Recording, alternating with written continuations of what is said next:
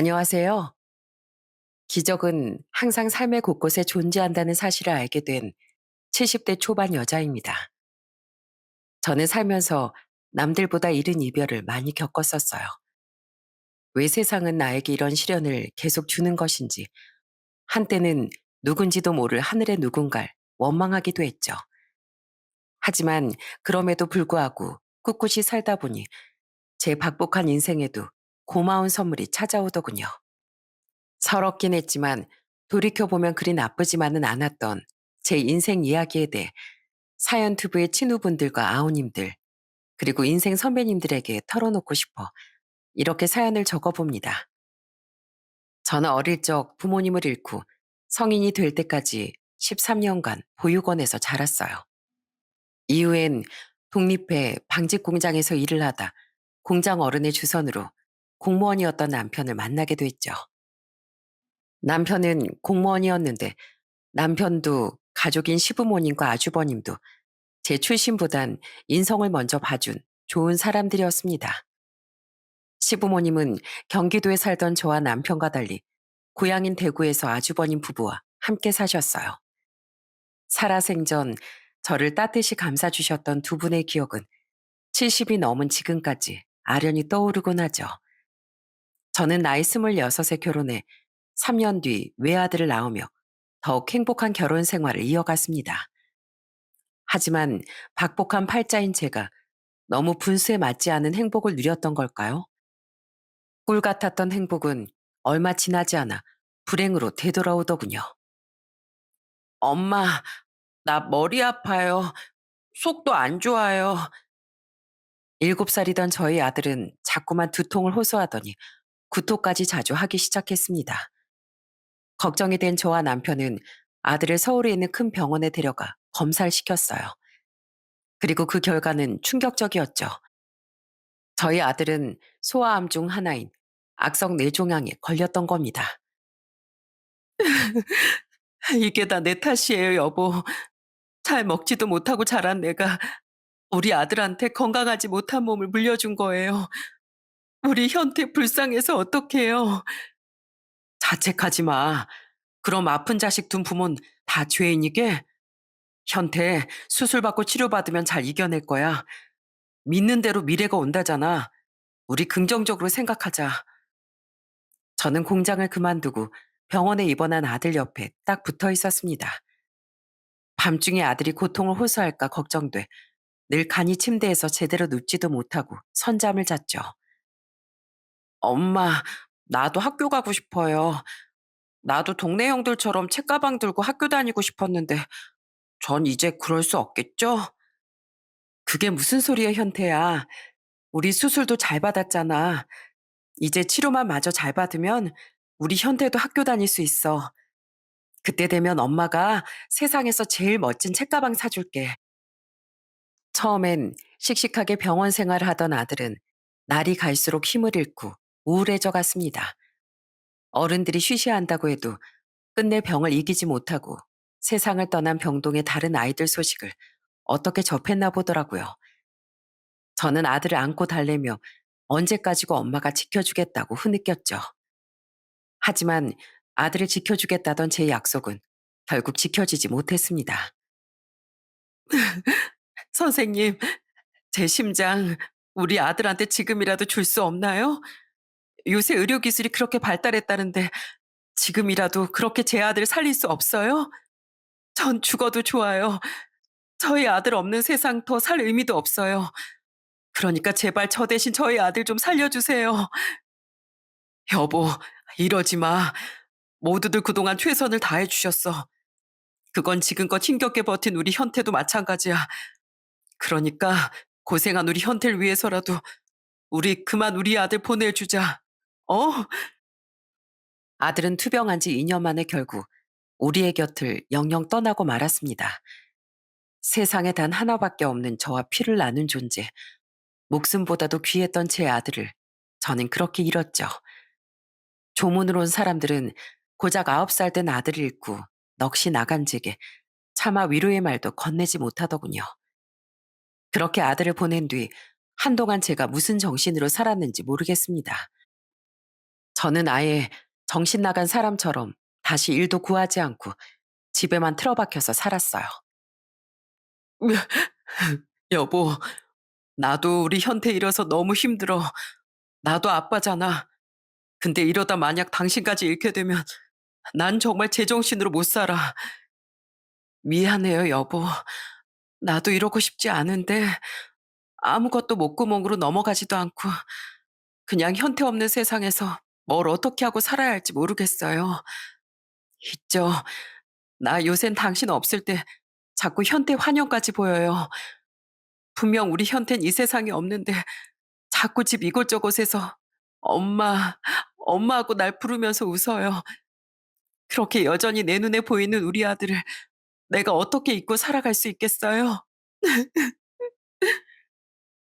저는 마음의 병을 얻어 결국 아들의 환영과 환청까지 보고 듣기에 이르렀습니다. 남편은 어떻게든 저를 되돌려 놓으려고 노력했어요. 남편의 눈물 어린 애원에 못 이겨 저는 조금씩 밥을 먹고 정신과도 다니기 시작했죠. 그렇게 저는 남편의 도움으로 아주 서서히 아들을 가슴에 묻고 일상으로 돌아올 수 있었어요. 아들을 떠나보낸 지 5년 뒤 저는 집에서 남편의 내조를 하다 우연한 기회로 남편과 함께 근처 대학가에 위치한 하숙집을 매매하게 됐습니다. 전셋집을 나와 매매해서 이사갈 집과 새 일자리 두 가지를 찾던 와중 거주할 집 겸 벌이 수단을 찾았던 거죠. 지금이야 하숙집 문화가 많이 사라졌다지만 그때만 해도 아직 대학가에서 하숙집을 구하는 학생들이 많았거든요. 저와 남편은 그렇게 하숙집에서 하숙생들을 받으며 동고동락하기 시작했어요. 물론 공무원이던 남편이 아닌 주부였던 제가 대부분의 하숙집 일을 도맡았죠. 이모, 안녕히 주무셨어요? 그래. 어서 앉아서 밥 먹어라, 민경아. 안 먹을래요. 저 다이어트 한다고 말씀드렸잖아요. 네가 뺄 살이 어딨어. 네 남자친구가 너한테 살 빼라고 말했다고 했지? 이모가 보기에 자기 입맛대로 너를 바뀌게 하려는 사람은 이미 틀린 놈이야. 난 딸을 나한테 맡긴 너희 부모님 대신 널 지켜야 할 의무가 있는 사람이야. 잔말 말고 혼나기 전에 한술 뜨고 가. 이모, 저 학교 다녀올게요. 예, 예, 진철아. 너 날이 추운데 그렇게 얇게 입고 나가려고? 목도리 하려고 찾아봤는데 어디 있는지 모르겠더라고요. 아유, 젊은 애가 왜 이렇게 정신이 없어. 너 저번에 술 잔뜩 취해서 목도리에 토삼을 묻혀왔었잖아. 그래서 이모가 빨아다가 가져다 주니까 네 옷걸이 제일 뒤쪽에 걸었던 거 기억 안 나? 아, 맞다. 감사해요, 이모. 역시 우리 이모가 짱이라니까. 사탕 발린 말만 하지 말고 아무리 대학생이라도 술 좀 작작 마시고 다녀. 그러다 취업도 하기 전에 간 다 썩겠다 이놈아. 넌 진짜 내 아들이었으면 등짝 스매싱 맞았어. 네. 전 이모 덕분에 저희 엄마 잔소린 그립지도 않다니까요. 학생들은 이모 이모 하며 저를 잘 따라줬어요. 하숙집을 시작한 건 제 인생의 크나큰 전환점이 되었습니다. 저는 학생들을 챙기는 일에서 큰 행복감을 느꼈거든요.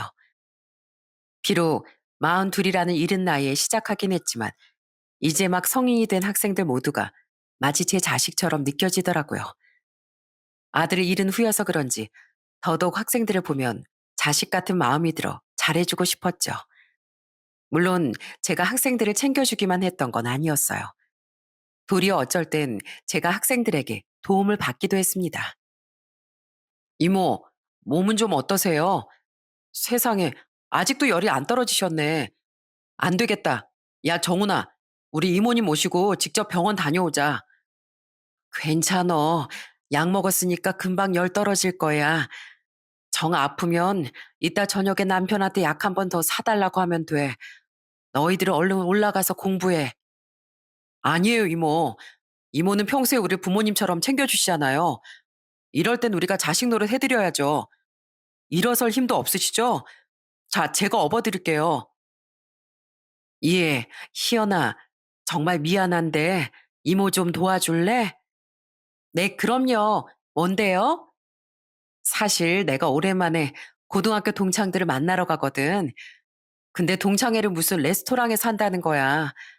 난 생전 그런 데는 별로 가본 적이 없는데 그래도 좋은 곳에 가는 만큼 화장도 해보고 싶어. 옷은 어찌저찌 한 벌 샀는데 화장은 내가 통 해본 적이 있어야지. 화장품은 이모 돈으로 살 테니까 어떻게 하는지만 좀 알려줄래? 어머머, 우리 이모도 아직 천상 여자셨구나. 걱정하지 마세요. 사긴요. 제 걸로 직접 다 해드릴게요. 아니지? 얘들아, 내일 이모 좋은 곳 가신다는데 우리 가진 화장품 다 합쳐서 이모를 아주 절세 미녀로 꾸며드리자. 머리도 고데기로 여신처럼 만들어드리자. 이런 학생들이 있어서 저는 아들을 잃은 아픔을 더욱 많이 잊을 수 있었어요. 그 학생들 중 제게 잊지 못할 각별한 존재였던 학생도 한 명 있었는데요. 그 사람은 바로 박영태라는 남학생이었습니다. 영태는 제가 하숙집을 차린 지 13년이 지났던 해 새로 들어온 하숙생이었죠. 아, 안녕하세요. 여기 하숙생 구하는 집 맞죠? 아직 방 있나요? 영태는 다른 학생들과 달리 24살에 1학년으로 입학한 늦깎이 대학생이었어요. 처음 하숙집을 구하러 왔을 때부터 애가 어찌나 숫기가 없고 소심하던지 어디 가서 친구는 제대로 사귈 수 있을까 싶더군요. 게다가 머리도 직접 잘랐는지 얼기설기 더벅머리에 낡은 옷과 신발로 그 아이의 형편을 대충 짐작은 할 수 있었습니다. 저 이모님, 죄송한데요. 이번 달 월세 제가 다음 달까지 꼭 드리면 안 될까요? 제가 아르바이트를 하고 있긴 한데요. 할아버지 병원비 대느라 월세를 못 남겼어요. 정말 죄송합니다. 영태는 학교를 다니면서도 아르바이트를 쉬지 않고 했는데 아프신 할아버지의 병원비를 대느라 종종 월세를 제때 내지 못했어요. 처음엔 그저 알았다고 했는데 그런 일이 다달이 반복되니 화가 난다기보다 걱정이 되더군요. 저는 영태를 불러 조용히 물었습니다. 영태야, 이모가 이런 거 물어봐서 미안한데 부모님은 안 계시니? 매번 할아버지 병원비를 너 혼자 감당하고 있는 것 같아서 그래. 그게요. 사실 저희 부모님이 살아계시긴 한데 연 끊고 살고 있어요. 저희 집은 찢어지게 가난했는데요. 저희 부모님은 제가 중학교 다닐 때부터 고등학교도 가지 말고 일해서 집에 돈을 보태라고 했어요. 아버지 노름꾼에 엄만 집에서 술만 마시는 분인데 이만큼 키워줬으면 자식 노릇을 해야 하지 않겠냐면서요. 맨날 조금만 많이 먹어도 밥벌레라고 구박하고 공부하면 주제도 모르고 무슨 공부냐면서 때리고요. 그런 그 집이 싫어서 중학교 3학년 때 도망쳐서 다른 지방에 계신 할아버지 집으로 갔어요. 할아버진 그런 절 불쌍하게 여겨주던 유일한 제 편이셨거든요. 그 뒤로 저희 부모님이 할아버지 찾아오니까 할아버지가 또 찾아오면 부직갱이로 호되게 맞을 줄 알라며 부모님을 쫓아내 주셨어요. 영태는 그렇게 할아버지 아래에서 무사히 고등학교를 졸업했다고 했습니다. 그 후 돈을 벌기 위해 취업을 하고 어찌저찌 살았는데 나이 22 후반부터 할아버지가 편찮으시기 시작했다더군요. 그전엔 가끔씩 찾아와 번 돈을 내놔라 어쩌라 했던 영태의 부모는 자신들에게 병원비를 요구할까봐 발걸음을 뚝 끊었다고 해요. 저는 계속 돈을 벌려고 했어요. 근데 할아버지가 그때 제 손을 잡고 자신의 평생 소원이 바로 제가 대학을 가는 거라고 하시더라고요. 자신이 가난해서 자식들 공부도 제대로 못 시킨 탓에 저희 아버지가 그렇게 금수로 자란 거라면서요. 할아버지를 위해서라도 늦게나마 대학에 가라고 부탁하시는데 그 말씀 때문에 늦게나마 다시 공부를 시작한 거예요. 일하랴 공부하랴 힘들긴 했지만 그래도 이 악물관 덕분에 서울에 있는 대학은 아니어도 수도권 대학인 여기에 올 수 있었던 거고요. 꼭 대학 졸업하고 훌륭한 사람 돼서 할아버지 호강시켜드리겠다고 약속했는데 할아버진 자꾸만 몸이 약해져만 가세요. 지금은 입원 퇴원을 반복하고 계시는데 이러다가 할아버지께서 돌아가실까봐 너무 무서워요. 이모님, 자꾸 월세 밀려서 죄송해요. 근데 저 진짜 할아버지 위해서라도 대학은 꼭 졸업해야 돼요. 제가 나중에 꼭 다 갚을 테니까 제발 저 내쫓지만 말아주세요. 영태는 자신을 지켜준 할아버지 병원비를 대기 위해 고군분투하고 있었던 겁니다. 자신에게 남은 유일한 가족이라면서요. 그런 가족에 대한 애착이 남일 같지 않아 눈물이 핑 돌더군요. 저는 그런 영태의 손을 잡고 이렇게 말했어요. 그래, 이 이모가 너 졸업할 때까지 월세는 안 받으마. 정말요? 4년을 전부 다요? 하지만 아무 말 말어. 대신 정 미안하면 네 말대로 대학 졸업하고 나중에 훌륭한 사람 돼서 그때 갚으러 와. 영태야, 우리 죽은 아들이 살아있었으면 너보다 딱 2살 어렸을 거야. 게다가 우리 아들 이름에도 태자가 들어갔거든. 그래서 널 보면 참 남 같지가 않다. 그래서인지 이모는 영태 네가 꼭 지금의 어려움을 잘 극복하고 성공했으면 좋겠어. 자존심 상해하지 말고 우선 할아버지랑 네 스스로부터 챙기려무나. 알았지? 저는 그런 영태에게 다른 학생들에겐 비밀로 하고 월세를 안 받기 시작했습니다. 영태는 그런 제게 머리 숙여 고마워했죠. 그런데 돈도 돈이지만 영태는 부모에게 구박받고 살던 과거 때문인지 여전히 소심하고 아이들 사이에서 겉돌더군요. 얘들아, 영태 아직 방에서 안 나왔지? 얼른 밥 먹으라고 불러와. 애가 키는 큰데 영 말라가지고 잘 먹지도 않고 걱정이야. 이미 아까 나올 때 몇 번이나 문 두드려 봤는데요. 모기만한 목소리로 이따가 먹는데요. 이놈의 자식, 또 그런단 말이지? 내가 직접 올라가 봐야겠다. 영태야, 너 이따 또 나와서 찬밥에 밥 말아 먹지 말고 지금 와서 먹어. 영태는 사람들과 잘 어울리지도 방 밖으로 잘 나오지도 않았어요. 게다가 어디에서든 자신감이 없어 늘 위축된 듯 움츠리고 있었죠.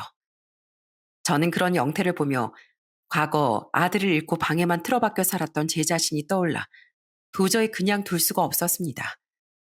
때문에 싫다던 영태를 억지로 끌어와 함께 밥을 먹게 하고 방 밖으로 나올 수 있도록 쫓아다니기도 했어요. 이모님, 저는 그냥 방에서 책 보는 게 더 편해요. 아무리 책 읽는 게 좋아도 너 평생 책만 끼고 살래? 사람들이랑 대화도 해버릇해야 나중에 훌륭한 사람이 되든 말든 할 거 아니야. 사회생활도 제대로 못하는데 어디 가서 돈을 벌겠어?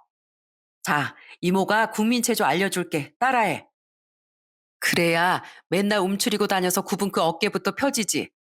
자, 하나, 둘, 셋, 넷. 하나, 둘. 목소리가 작다. 실시. 하, 하나, 둘, 셋, 넷. 그렇지. 그래야 남자지. 영태야, 우리 남편 주말에 낚시 다녀온다니까 너 좀 따라갔다가 와. 사색을 해도 방구석 말고 탁 트인 곳에서 바람도 쐬고 하면서 하면 좋잖아. 네? 저 아저씨랑 안 친한데. 내 남편도 너랑 안 친해. 네가 나 말고 친한 사람이 있긴 하니? 다른 방 남자애들도 간다니까 가서 어울리고 와. 특히 상득이 있지? 걔가 이번에 너 낚시 간다니까 너랑 꼭 친해지고 싶었다면서 싱글벙글 난리도 아니더라. 만약에 갔다가 재미없으면 그 뒤론 아줌마가 강요 안 할게. 알았지? 저는 영태가 과거의 상처를 이겨내고 밝은 사회로 나오길 바랬습니다. 처음엔 정말 싫은 애를 내가 억지로 밀어붙이는 건 아닌가 걱정도 했어요. 하지만 억지로라도 그렇게 끌어내니 영태는 점차 아이들과도 어울리기 시작하고 표정도 밝아지더라고요. 여전히 다른 아이들과 달리 저에게 이모가 아닌 이모님 하며 깍듯이 대하긴 했지만 가끔은 제 옆에서 TV를 보다 제게 기대에 잠이 드는 등 편해진 모습을 보여주기도 했죠. 물론 영태와 좋은 나날만 있던 건 아니었어요. 여기가 우리 영태가 사는 하숙집입니까? 영태요? 누구세요? 저 영태 애비 되는 사람입니다. 여기 주인 되슈? 우리 영태 좀 불러주세요. 영태가 3학년이던 어느 날 저희 하숙집으로 영태의 부친이 찾아왔더군요. 입에선 술 냄새를 풀풀 풍기며 그 사람은 영태를 찾았죠. 주방에서 나오던 영태는 기겁을 하곤 자신의 아버지를 끌고 나갔습니다. 저는 걱정되는 마음에 따라 나갔는데 영태는 자신의 아버지에게 마구 소리치기 시작했어요. 여기가 어디라고 오세요? 아프신 할아버지한텐 병원비 요구할까봐 코빼기도 안 비쳤으면서. 너야말로 네 할아버지 아픈데 너 혼자 잘 먹고 잘 살겠다고 여기서 공부 열심히 하고 있다. 됐고, 너 네 할아버지 병원비 대고 있지? 그거 나도 좀 줘라. 네 할아버지 한 달 정도 병원 안 다닌다고 안 죽으니까. 뭐라고요? 제정신이에요 지금? 이 건방진 놈이 애비한테 못하는 말이 없어. 나도 아파. 노름 때문에 집안 다 거덜내고 네 엄마한테 이혼도 당했다고. 그래서 마음이 아프니까 돈 가지고 마음을 치유할 겸 다시 노름하러 가야 한다 이거야. 너 네 부모 창피하지? 어디 여기서 큰 소리 한번 내줘?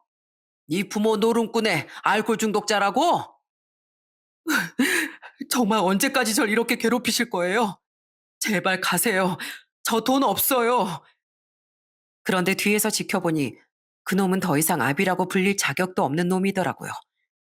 저는 옆에 세워져 있던 빗자루를 집어들고 씩씩대며 그들에게 다가갔습니다. 그리곤 그놈을 쫓아내기 위해 고성을 지르기 시작했죠. 이 인간이 어디라고 와서 애한테 돈을 뜯어내? 대기 그러고도 부모요?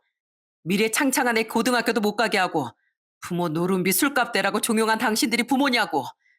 오죽했으면 애가 먼저 나서서 절연을 했겠어요. 근데 어떻게든 열심히 살겠다고 할아버지 병원비 대면서 공부하는 대학생 아들 찾아와서 뭐? 마음의 치료비를 줘? 당장 내 집 마당에서 꺼져요. 아줌마가 뭔데 이래라 저래라야? 하숙집 주인이면 다야? 나 얘 부모요. 나도 영태 부모요. 나랑 우리 남편이 영태 양부모 대주기로 이미 약속했어요. 그러니까 내 아들한테 폐악질 부리지 말고 당장 꺼지라고. 양부모? 누구 마음대로? 영태 마음이지. 남들은 부모로 살고 싶어도 피눈물 삼키면서 그렇게 못 사는 사람들이 태반입니다. 그런데 이렇게 건강하고 멀쩡한 자식 있는 게 복인지도 모르고 어떻게 자식한테 그런 짓거리를 해요? 당신 같은 인간은 부모 자격도 없어. 이제 앞으로 내가 영태 부모로서 우리 영태 지켜줄 거니까 두 번 다시 여기 널씬도 하지 말아요. 이 아줌마가 진짜 보자 보자 하니까 내가 여자라고 못 때릴 것 같아? 아버지, 이모님 건들지 마세요. 그놈은 제게 쌍심지를 켜고 달려들려고 했습니다. 영태는 물러서지 않고 맞서려는 제 앞을 막아섰죠.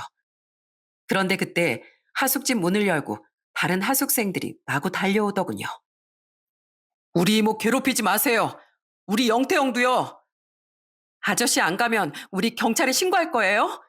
이모, 괜찮아요? 오빠, 괜찮어? 당신은 아직 선선한 초여름이었던지라 창문을 열어놓은 탓에 학생들이 모든 대화를 들었나 보더군요. 고맙게도 학생들은 우르르 몰려나와 우리 앞을 일렬로 막아서줬죠. 그리고 손에 하나씩 든 계란을 금방이라도 던질 태세로 그놈을 노려보는데 쪽수가 너무 딸리니 그놈은 주춤대다 도망을 가버렸습니다. 다행히 그날 이후 그놈 부친이 또다시 찾아오는 일은 없었어요. 하지만 그날 영태는 다른 학생들에게 큰 감동을 받았나 보더라고요. 영태는 그날 아이들에게 고맙다는 의미로 술을 샀는데 저는 그날 저녁 집으로 돌아온 영태의 손을 잡고 이렇게 말해주었죠. 오늘 제 편 들어주셔서 다시 한번 감사했어요, 이모. 제 양부모라는 거짓말까지 해주시면서요. 다른 애들한테도 고마웠다고 말하면서 처음으로 제 돈 써서 거하게 술을 쌌어요. 잘했다, 영태야. 오늘 봤지? 나도 나지만 네 옆엔 이렇게 네 편을 들어줄 사람들이 많단다. 물론 사람에겐 괴롭고 외로운 시절이 있어. 나도 사실 고아원 출신이라 남편을 만나기 전까진 참 외롭게 살았단다.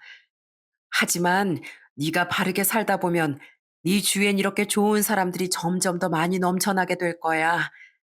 그러니까 앞으로도 전처럼 방으로만 숨지 말고 사람들이랑 잘 어울리면서 살아가기다.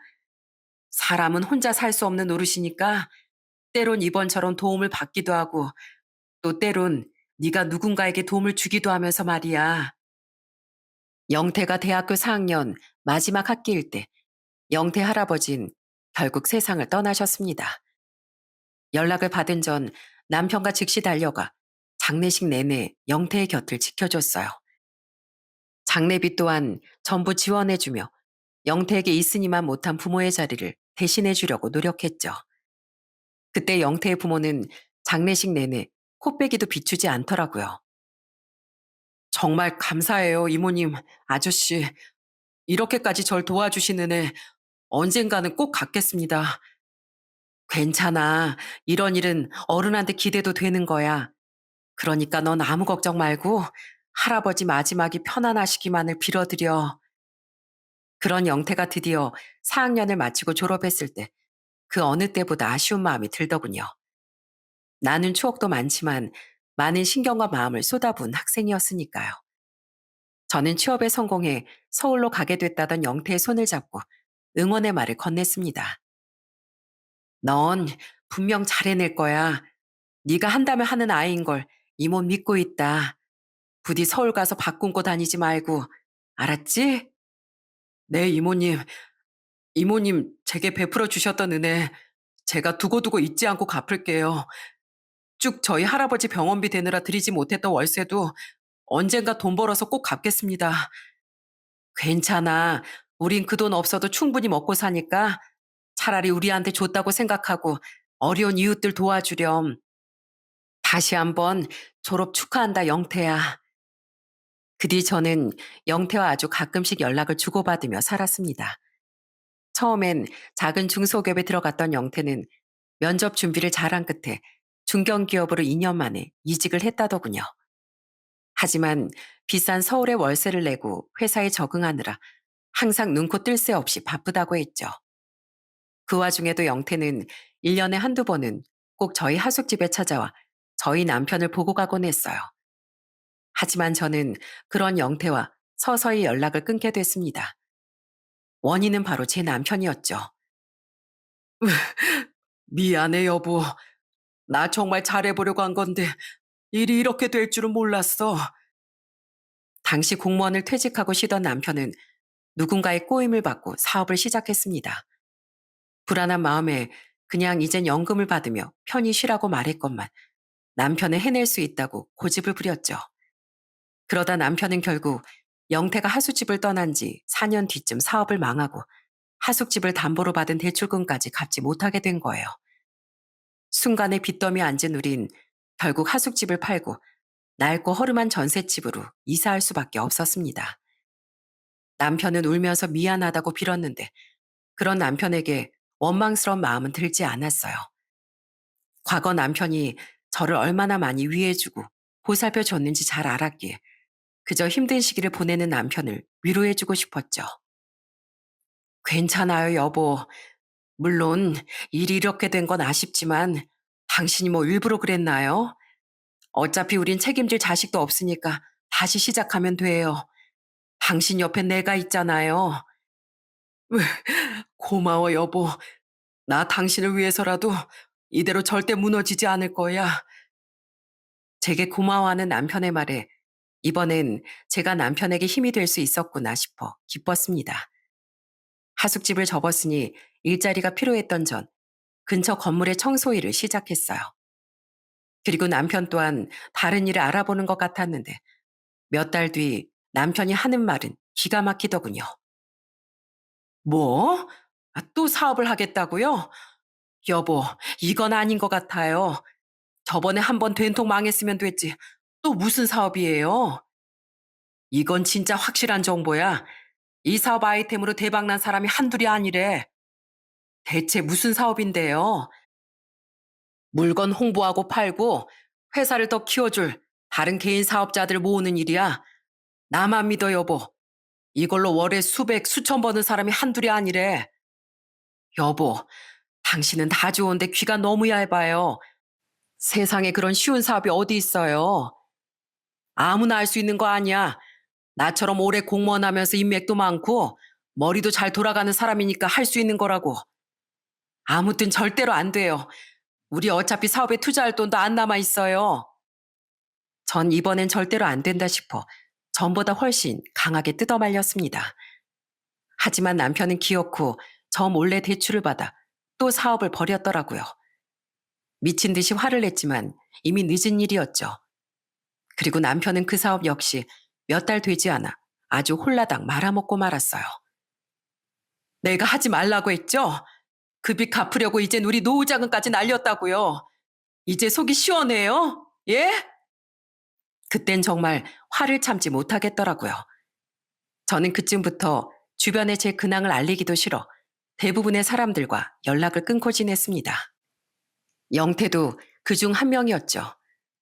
안부 연락이 오면 곤란한 듯 말을 돌렸고 제가 먼저 연락도 하지 않으니 모두와 서서히 멀어졌습니다. 이모님, 잘 지내시는 거죠? 요새 통 연락도 안 하시고 제가 먼저 해도 시큰둥해 하셔서 괜히 걱정돼요. 하숙집도 파셨다면서요. 없어. 사람 사는 일이 다 똑같지 뭐. 하숙집 일도 이젠 힘들고 귀찮아져서 판 거야. 저기 영태야, 이모가 좀 바쁘거든. 나중에 시간 되면 다시 연락하든가 하자. 영태의 근황이 궁금하기도 했지만 제게 닥친 불행 때문에 저는 시야가 좁아져 있었습니다. 노후 자금까지 다 날려먹은 남편은 크게 낙심했는지 이내 집에 틀어박혀 술만 마시기 시작했어요. 저는 예전 남편이 그랬던 것처럼 이번엔 제가 남편을 북돋아주기 위해 최선을 다했죠. 여보, 술 좀 그만 마시고 밥 좀 먹어요.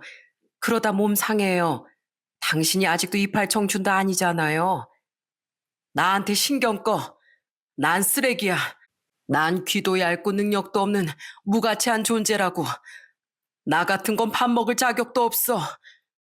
당신이 왜 자격이 없어요? 실패하면 다시 일어나면 되죠. 내가 옆에 있잖아요. 예?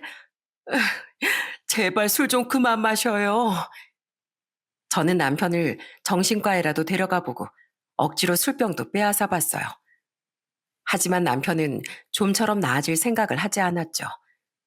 당시 저희 시부모님도 돌아가신 뒤였고 아주버님도 뇌출혈로 세상을 떠나셨던 때라 어디에 하소연할 것도 없는 힘든 나날이 계속됐습니다. 저는 그래도 남편을 포기하지 않았어요. 열심히 청소일을 하며 돈을 모았고 집에 틀어박혀 있는 남편을 집 밖으로 끄집어내려고 노력했죠. 그런 제 노력이 드디어 빛을 발했는지 남편은 드디어 4년쯤 뒤부터 서서히 술을 멀리하더군요. 저는 드디어 이 괴로운 시간이 끝이 난다고 생각했습니다. 당신 오늘도 나가요? 대체 요새 어디 가는 거예요? 일자리 알아보러 다니는 거지 뭐. 내 나이가 벌써 70 초반이잖아. 써준다는 곳이 영 없어서 이곳저곳 알아보러 다니고 있어. 그래요? 좋은 생각했네요. 너무 조급하게 생각하지 말고 천천히 구해봐요. 그런데 1년이 지난 어느 날부턴가 남편은 바깥 외출을 하기 시작했어요. 저는 일자리를 구하러 다닌다는 남편의 말을 철석같이 믿었죠. 그렇게 방심하고 마음을 놓았을 때쯤 저에겐 상상할 수도 없던 거대한 불행이 닥치고 말았습니다. 여, 여보, 여보. 남편이 일자리를 구하러 다니기 시작한 지 몇 달 뒤 일을 마치고 집에 돌아온 저는 기절 초풍을 했어요. 분명 그날도 일을 구하러 나갈 거라던 남편이 싸늘한 시신이 된 채 집에 있었거든요. 남편은 그날 외출하지 않고 홀로 집에서 돌이킬 수 없는 선택을 했던 겁니다. 제가 발견했을 때 남편의 숨은 이미 멎어 있었어요. 저는 미친 사람처럼 남편을 부르짖으며 구급차를 기다렸죠. 그런데 그런 제 눈에 남편 옆에 가지런히 반으로 접혀있던 종이 한 장이 보이더군요. 저는 떨리는 손으로 그 종이를 펼쳐봤습니다. 그건 다름 아닌 남편의 유서더라고요.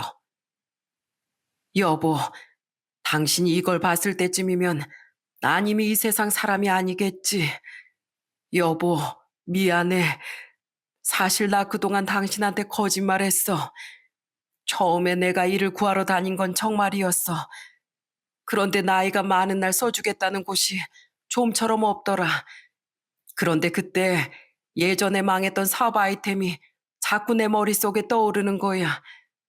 그땐 운이 없어서 망했는데 이번엔 정말 잘할 수 있을 거라는 자신감이 들더라고. 근데 당신이 반대할 게 뻔하니까 나 당신 몰래 전셋집을 월세로 돌려서 그 큰 보증금을 사업 자금으로 썼어. 그동안 당신이 모아둔 통장의 돈도 전부 빼서 보탰지. 예전 나를 사업의 길로 이끌어줬던 지인에게 또다시 도움을 받아서 말이야. 이번에야말로 크게 성공해서 당신한테 보란 듯이 보여주고 싶었어. 그렇게 모은 돈을 쏟아부었는데 이틀 전에 아는 지인한테 연락을 받았어. 그 지인도 예전에 나랑 같은 사업에 투자했었는데 우리한테 사업 정보를 흘렸던 인간이 알고 보니까 다단계 사기꾼이었다는 걸 이번에 알게 됐다더라고. 바로 이번 내 사업을 또다시 도와준 그놈 말이야. 혹시나 싶어서 그놈에게 전화해서 따지니까 자긴 법적으로 아무런 책임이 없다고 비아냥대더라. 내가 사업이라고 믿었던 것들이 알고 보니 전부 다 사기였던 거야. 바보 같은 난 그것도 모르고 계속 돈을 쏟아부은 거지. 경찰서에 가서 고소해보려고도 했는데 그놈 말대로 수법이 교묘해서 고소도 안 된다더라. 이미 내 돈은 날아간 뒤였고 나한테 남은 건 절망감 뿐이었어.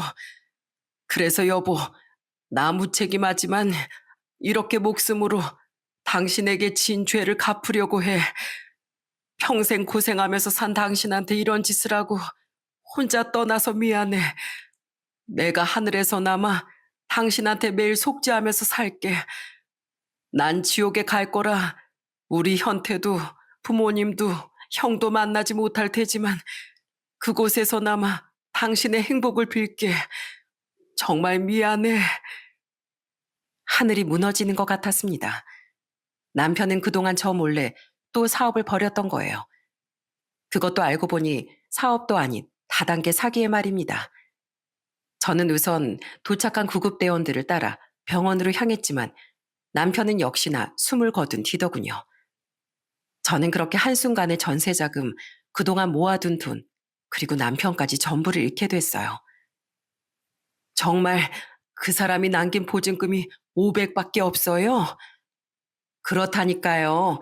내가 정말로 월세를 돌릴 거냐고 바깥분한테 몇 번이나 물어봤는데 저는 조문으로 온 집주인에게 재차 물었지만 역시 집은 월세로 돌려진 뒤였습니다. 도저히 이 현실이 믿기지가 않았어요. 한순간에 거지가 된 이 현실이 더 믿기지 않는지 남편이 잃은 사실이 더 비현실적인지 구분도 되지 않았죠. 그런데 장례식 첫째 날 저녁 누군가 저를 부르더군요. 이모님, 누구? 아, 영태구나. 와줘서 고맙다. 그 사람은 바로 거의 6년간 연락을 않고 지내던 영태였습니다. 제가 정신없이 부고 문자를 보내다 보니 예전 하숙생들 몇몇에게도 연락이 간 모양이더라고요. 어느덧 하숙집을 나간 지 10년이 된 영태는 앳된 티는 전부 사라지고 어느덧 마흔이 거의 다 된 성숙한 어른이 돼 있더군요. 저는 오랜만에 본 영태의 어깨를 툭툭 치며 힘없이 고맙다고 말했죠. 이모님, 이게 어떻게 된 거예요? 아저씨는 지병으로 돌아가신 거예요? 그렇게 건강하던 분이. 아니, 내 남편은 스스로 돌이킬 수 없는 강을 건너갔어. 그동안 몇 번이나 사업을 말아먹었는데 그게 사기였다는 걸 안 순간 절망했던 모양이야. 전셋집도 전 재산도 모두 날려버렸으니 말이야. 그깟 돈이야. 좀 없어도 함께 늙어간다는 게 더 중요한 건데 왜 그걸 몰라줬을까? 내가 옆에서 더 잘 지켜줬어야 했는데 내가 참 못난 아내였어. 아무리 나 몰래 이런 일을 벌였다고 한들 내게 가족을 만들어주고 날 살게 해준 은인인데 내가 더 잘해줬어야 했다. 영태가 너무 자식 같아서였을까요? 저도 모르게 꾹 참아왔던 후회와 죄책감이 입에서 흘러나오더군요. 그와 함께 제 눈물샘 또한 터지고 말았죠. 영태는 그런 저를 놀란 듯 바라보더니 이내 저를 꼭 안아줬습니다. 괜찮아요, 이모님. 예전에 이모님이 제 할아버지 빈소를 지켜주셨듯이 이번엔 이모님 곁에 제가 있을게요.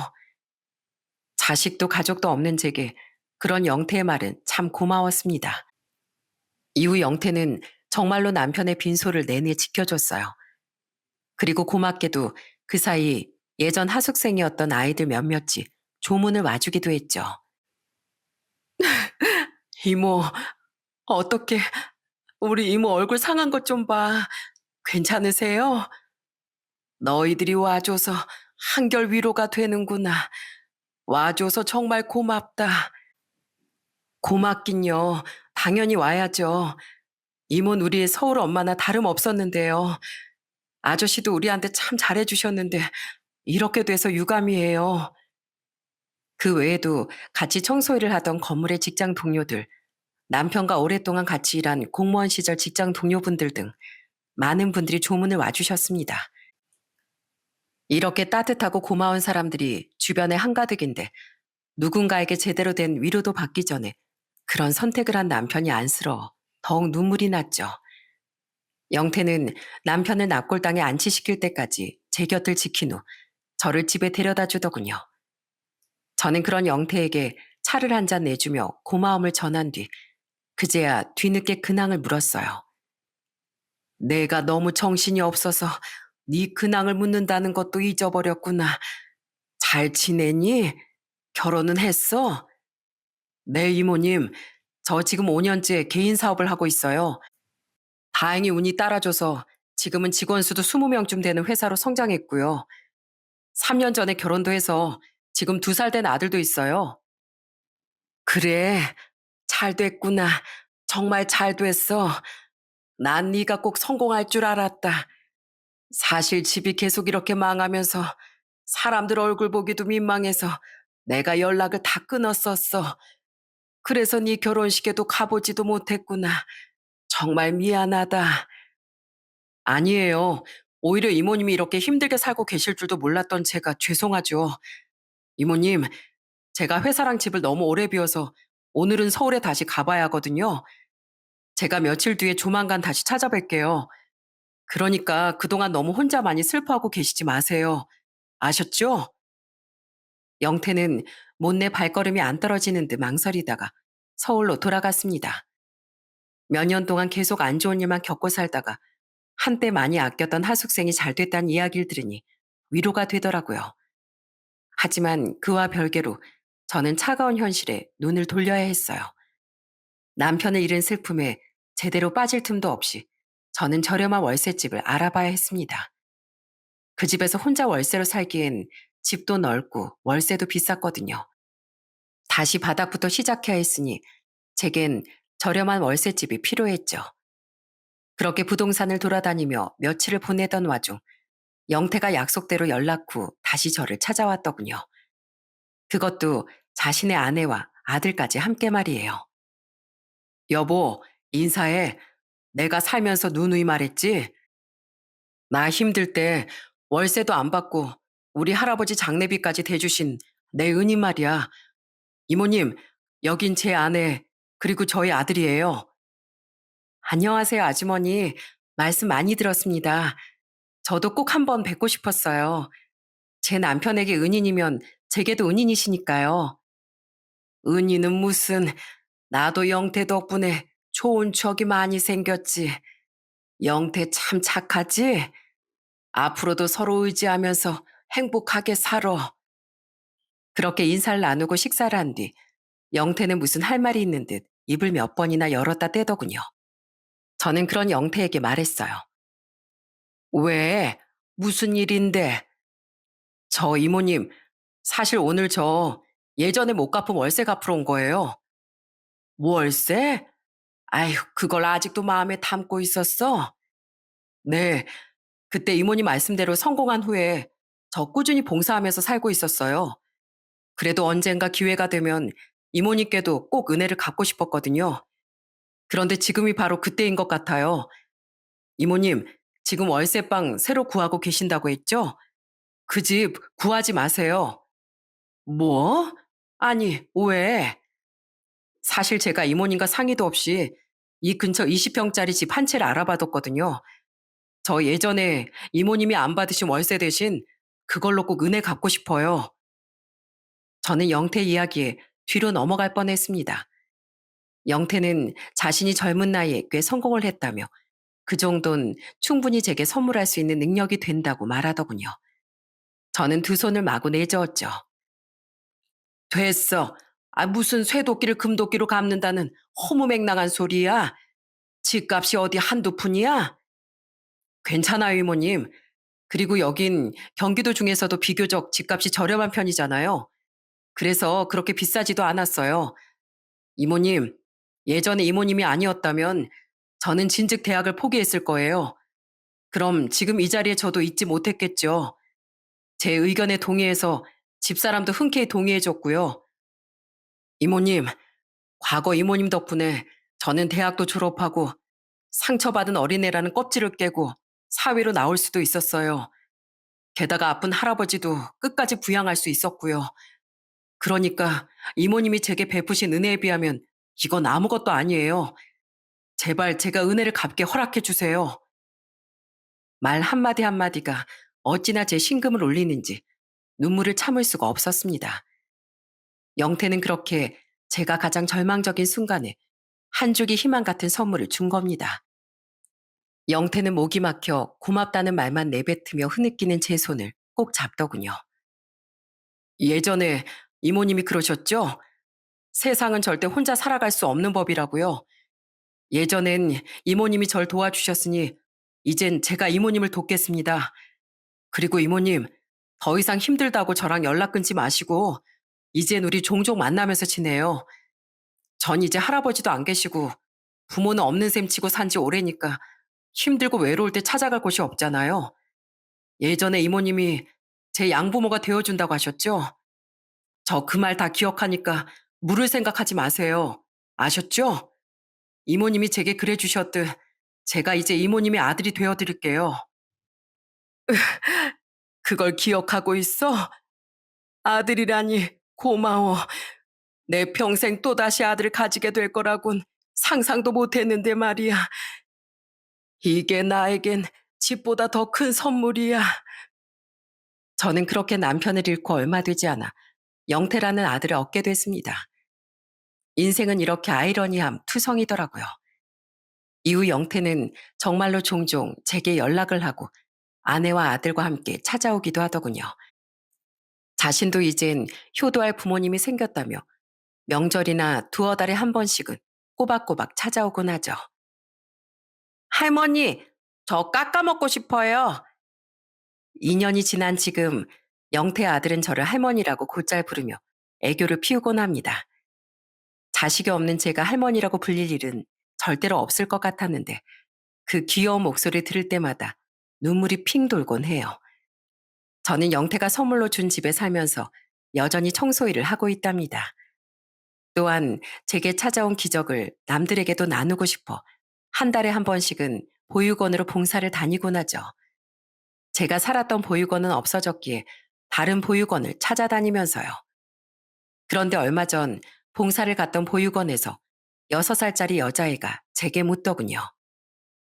할머니도 부모님이 안 계셨다고 했죠? 그러면 할머니는 지금도 가족이 없어요?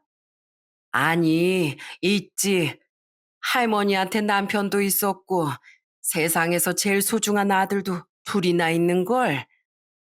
할머니, 그럼 저도 나중에 크면 결혼해서 가족이 생길 수 있어요? 당연하지. 세상에 영원한 행복은 없지만 영원한 불행도 없는 거란다. 언젠간 너한테도 그리고 네 친구들한테도 세상에서 가장 소중한 새로운 가족이 찾아올 거야. 이 할머니처럼 말이야. 그러니까 그때까지 씩씩하게 잘 자라야 한다. 저는 그런 여자애에게 웃으며 말해주었습니다. 그 아이가 과거의 저처럼 외롭고 힘든 시절을 지나 꼭 좋은 가족을 만나길 바라면서 말이죠. 저는 그때 그 아이에게 한 말처럼 제겐 두 아들이 있다고 생각합니다.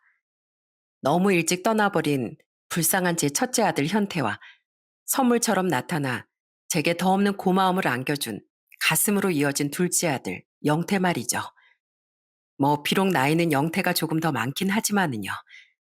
살면서 너무 많은 가족과 인연을 떠나보내며 느낀 건 소중한 사람이 곁에 머무는 지금의 순간을 더없이 소중하고 가치 있게 보내야 한다는 겁니다. 지나간 지금 이 순간은 되돌아오지 않고 최선을 다하지 못한 매 순간은 후회로 남기 마련이니까요. 때문에 저는 남은 시간 동안은 제 아들이 되어준 영태에게 언제나 마음의 고향 같은 어머니라는 존재가 되어주기 위해 최선을 다할 생각이에요. 제가 오랜 세월 가지지 못했던 어머니의 품을 그렇게나마 영태에게, 그리고 제가 봉사를 다니는 보육원 아이들에게 베풀어 주다가 생을 마무리하고 싶은 마음입니다. 저는 살면서 너무나 많고 이른 이별을 겪었어요. 그 이별의 슬픔에 빠져 오랜 시간 허우적대며 살기도 했죠. 원래 저는 소중한 사람들과 이별이 무조건 슬픈 일이라고 생각했었어요. 하지만 어느덧 제 나이 이른을 넘기고 영태의 가족과 행복한 시간을 보내다 보니 문득 이런 깨달음을 얻게 되더군요. 내가 떠나보냈던 소중한 이들이 남긴 행복한 기억과 감정이 나도 모르게 내 안에 남아 나 또한 누군가에게 행복을 줄 수 있는 사람이 되었다는 것을요. 어찌 보면 사람은 누군가의 인생과 인생이 합쳐져 그렇게 다른 사람의 인생을 만드는 것 같아요. 그러니 저는 떠난 이들을 떠올리며 더 이상 슬픔에 빠지기보단 그리고 감사한 마음으로 그들을 추억하려고 합니다. 그리고 저 또한 영태 가족뿐 아니라 저와 인연이 닿은 사람들의 인생 한 구석이 남아 행복으로 채워줄 수 있는 따뜻한 사람이 되기 위해 노력하며 살아가려고 해요. 여러분, 여러분은 누군가의 한때를 어떤 기억으로 채색해 주셨나요? 물론 모든 순간이 현명할 수는 없겠지만 그래도 여러분 또한 누군가의 삶에 따뜻한 발자취를 한 번쯤 남겨줄 수 있는 삶을 사셨으면 좋겠습니다. 그리고 저 스스로의 바람처럼 여러분의 마지막 순간에도 여러분이 그리워하던 소중한 사람들이 웃으면서 마중 나와주기를 진심으로 바랄게요. 제 사연이 울적한 시간을 보내고 계신 분들께 한 줄기 빛처럼 작은 위로가 됐길 바라며 저는 이만 이야기를 마치겠습니다. 감사합니다.